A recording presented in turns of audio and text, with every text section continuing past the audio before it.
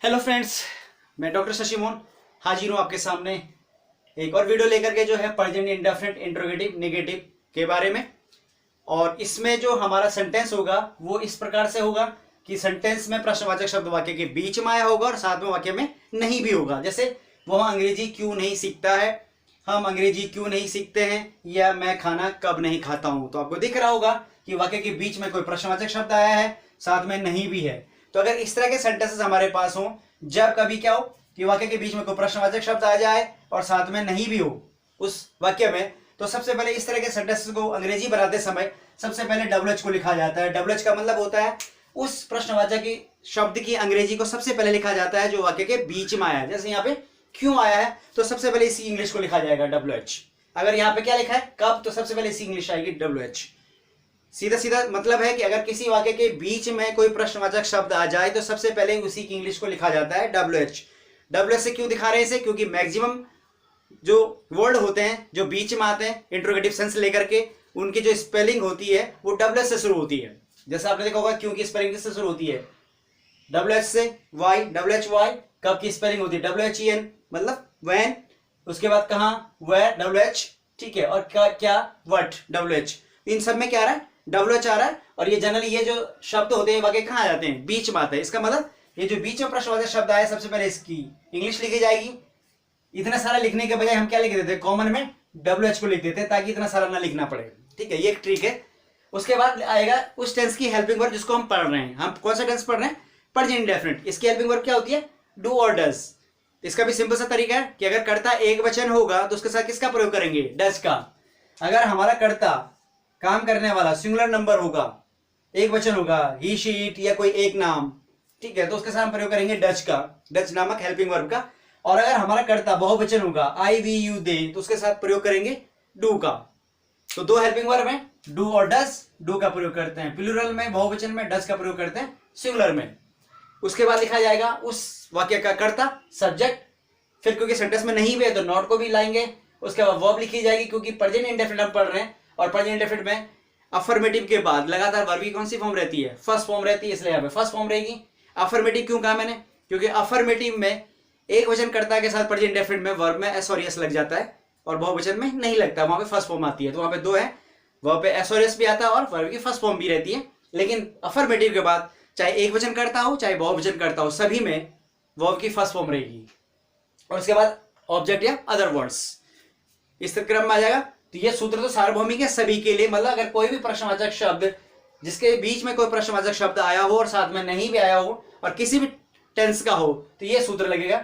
अब ये सूत्र किस लिए है, क्योंकि हम टेंस कौन सा पढ़ रहे हैं, प्रेजेंट इंडेफिनिट, इसलिए यहाँ पर हेल्पिंग वर्ब प्रेजेंट इंडेफिनिट की यूज की गई है और वर्ब की जो फर्स्ट फॉर्म है वो भी प्रेजेंट इंडेफिनिट के हिसाब से लगाई गई है। इसलिए ये सूत्र केवल प्रेजेंट इंडेफिनिट के लिए, लेकिन ये सूत्र इसी से निकला है, ठीक है। ये इसकी कैनाल है, इसकी नहर है, लेकिन नदी यही है, ठीक है। तो जो मेन सोर्स है वो ये है और यहां से इसको लिया गया अपनी सुविधा अनुसार।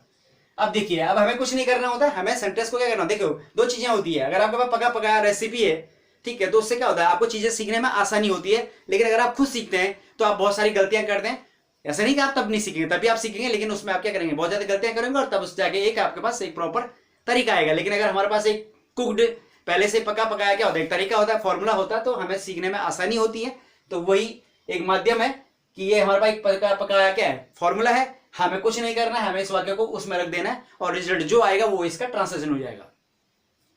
देखिए सबसे पहले क्या आएगा, वह अंग्रेजी क्यों नहीं सीखता है, इंट्रोगेटिव सेंटेंस है, साथ में निगेटिव है। तो सबसे पहले क्या करेंगे, क्योंकि बीच में एक इंट्रोगेटिव वर्ड आया तो सबसे पहले इसकी अंग्रेजी क्यों, क्यों को अंग्रेजी में क्या बोल देते हैं, वाई, क्यों को वाई बोलते हैं, इसलिए वाई आ गया। उसके बाद क्या आएगा, डू डज में से एक आना है हेल्पिंग वर्ब, ठीक है, क्योंकि कर्ता हमारा क्या है, वो एक वचन है, इसलिए किसका प्रयोग करेंगे, डज का। उसके बाद डज आ गया। उसके बाद क्या आएगा, सब्जेक्ट, सब्जेक्ट कौन है हमारा, वो काम करने वाला वो, इसलिए ही आ गया। उसके बाद सूत्र क्या कह रहा है, नॉट लिखिए, नॉट लिख दिया। उसके बाद क्या कह रहा है, वर्ब की कौन सी फॉर्म लिखिए, फर्स्ट। सीखने को क्या बोलते हैं, लर्न, तो इसकी फर्स्ट फॉर्म क्या होती है, लर्न होती है, तो लर्न। उसके बाद क्या आएगा, ऑब्जेक्ट या अदर वर्ड्स, किस पे काम किया जा रहा है, अंग्रेजी पे, इंग्लिश। तो why does he not learn English, ये इसका क्या हो गया, ट्रांसलेशन हो गया। तो हमने कुछ नहीं किया, देखिए ऑटोमेटिक आपने इसको इसमें रखा और आपके सामने ट्रांसलेशन निकल गया। तो बहुत ज्यादा एफर्ट्स करने की जरूरत नहीं है, आपको सामने रिजल्ट खुद ही आएंगे।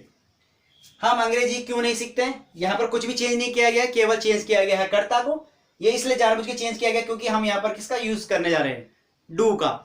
तो डू का भी जो होता है जब कर्ता क्या होता है, बहुवचन होता है। तो जब कर्ता बहुवचन होगा तो किसका प्रयोग करेंगे हम, डू का। और जो हम है वो क्या है, बहुवचन है, सूत्र एज इट इज ही रहेगा।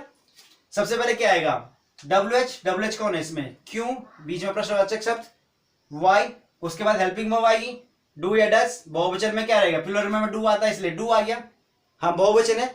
उसके बाद क्या आएगा, सब्जेक्ट, हम की अंग्रेजी वी, क्योंकि कर्ता कौन है, हम। उसके बाद क्या आ जाएगा, नहीं की अंग्रेजी नॉट, सीखने की अंग्रेजी लर्न, ये सीखने लर्न, और उसके बाद ऑब्जेक्ट अंग्रेजी इंग्लिश। फिर एक और वाक्य देखिए, मैं खाना कब नहीं खाता हूं। फिर सेम देखिए, सबसे पहले प्रश्नवाचक शब्द बीच में आया है, तो ये प्रश्नवाचक शब्द को, क्योंकि इसने सेंटेंस को क्या बना दिया है, इंट्रोगेटिव बना दिया, तो सबसे पहले ये जो बीच में आया है इसी को बाहर लाएंगे और उसकी इंग्लिश को लिख देंगे। कब की इंग्लिश होती है, व्हेन, सूत्र के हिसाब से। फिर जो आई है वो बहुवचन के साथ में रहता है प्रेजेंट टेंस में, क्योंकि वैसे भी देखा होगा आपने, जो आदमी को गलतफहमी होती है अपने बारे में कि मैं 2-4 के बराबर हूं, तो आदमी कभी भी जब कभी किसी को सामना करता है तो सोचता है कि मैं 2-4 को तो वैसे फेस कर लेता हूं, तो ये ह्यूमन नेचर है। तो वैसे गलतफहमी आई को है प्रेजेंट टेंस में, तो आई जो होता है अपने आप को कहां रखता है, प्रेजेंट टेंस में, बहुवचन में, इसलिए वो किसकी हेल्पिंग वर्ब लेता है, बहुवचन की। तो यहां पर जो आई हो बहुवचन के साथ में रहेगा, इसलिए डू आया है आई के साथ में हेल्पिंग वर्ब के तौर पर, ठीक है। उसके बाद क्या आएगा, सब्जेक्ट आई, फिर क्योंकि सेंटेंस में नहीं भी है तो उसकी अंग्रेजी नॉट। उसके बाद कार्य कौन सा किया है इन्होंने, खाता, खाने का, इसलिए उसकी फर्स्ट फॉर्म ईट, और किसके ऊपर कार्य किया गया, खाने के ऊपर, द फूड। तो हो गया when do I not eat the food, ये इसकी इंग्लिश हो गई। और ध्यान दीजिएगा कि हिंदी और इंग्लिश में जो थोड़ा सा अंतर है कि हिंदी में जो होता है वो प्रश्नवाचक शब्द वाक्य के बीच में भी आता है और वाक्य के प्रारंभ में भी आता है।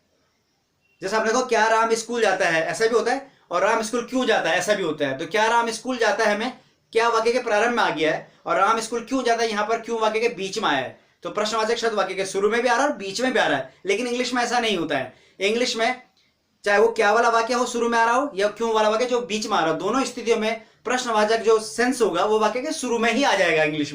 इंग्लिश में इंट्रोगेटिव सेंस बीच में नहीं आता, वाक्य के शुरू में ही आ जाता है। तो अगर हम क्या राम स्कूल जाता है इंग्लिश में तो does Ram go to school होगा, देखिएगा। तो जो इंट्रोगेटिव सेंस लेके आएगा कौन आएगा, डज, तो उसको हमने वाक्य के शुरू में ही ले आया, बीच में नहीं रखा, ठीक है। तो does Ram go to school. और अगर हम कहेंगे राम स्कूल कब जाता है, तो when does Ram go to school, तो व्हेन जो हो गया वो भी शुरू में ही आ गया, इंट्रोगेटिव सेंस कहां आ गया, वाक्य के प्रारंभ में ही आ गया। तो क्या से शुरू होने वाले वाक्य हो चाहे बीच में आने वाले क्यों कब हो, दोनों स्थितियों में इंग्लिश में इंट्रोगेटिव सेंस होगा वाक्य का, इंग्लिश में वो शुरू में ही आ जाएगा। ये ध्यान रखने वाली चीज है, जबकि हिंदी में शुरू में भी आता है और बीच में भी आता है। शायद आपको कंसेप्ट क्लियर हो रहा होगा। और अगर आपको मेरा चैनल पसंद आ रहा है तो आपसे रिक्वेस्ट है कि आप मेरे चैनल को सब्सक्राइब कीजिएगा, लाइक कीजिएगा, शेयर कीजिएगा, ताकि उन लोगों को हेल्प मिल सके जो जरूरतमंद है, और साथ में मेरा भी हौसला बढ़ेगा और मैं और प्रोत्साहित होऊंगा और अच्छे ढंग से आपको सामने अपने वीडियोस को लाने के लिए। और अगर आपको कोई प्रॉब्लम नजर आती है, कोई भी कोई सजेशन है, तो आप मेरे कमेंट बॉक्स में मुझे कमेंट कर सकते हैं। Thank you very much.